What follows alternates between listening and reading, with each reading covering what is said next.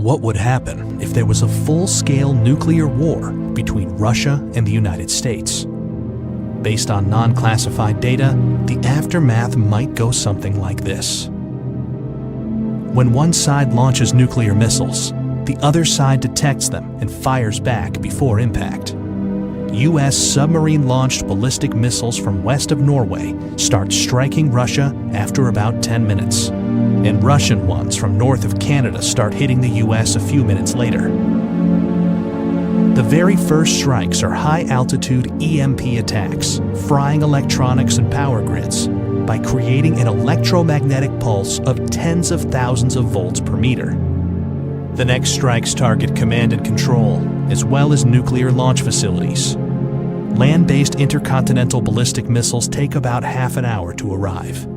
Major cities are targeted, both because they contain military facilities and to stymie the enemy's post-war recovery. Some cruise missiles take hours to reach their target. Each impact creates a fireball about as hot as the core of the sun, followed by a radioactive mushroom cloud. These intense explosions vaporize people nearby and cause fires and blindness further away. The fireball expansion then causes a blast wave that damages buildings, crushing nearby ones. The United Kingdom and France have nuclear capabilities and are obliged by NATO's Article 5 to defend the US. So Russia hits them too.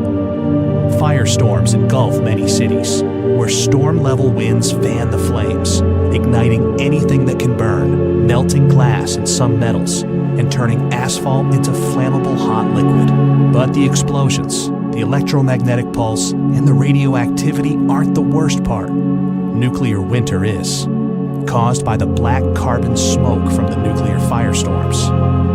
The Hiroshima atomic bomb caused such a firestorm, but today's hydrogen bombs are much more powerful.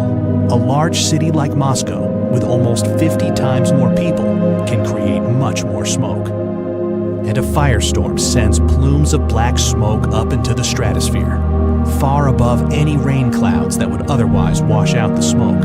This black smoke gets heated by sunlight, lofting it like a hot air balloon for up to a decade.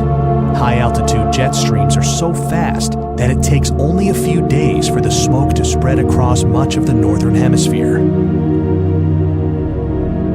In the meantime, Earth gets freezing cold, even during the summer, with farmland in Kansas cooling by about 20 degrees centigrade or 40 degrees Fahrenheit, and other regions cooling almost twice as much. A recent scientific paper estimates that over 5 billion people could starve to death, including around 99% of those in the United States, Europe, Russia, and China.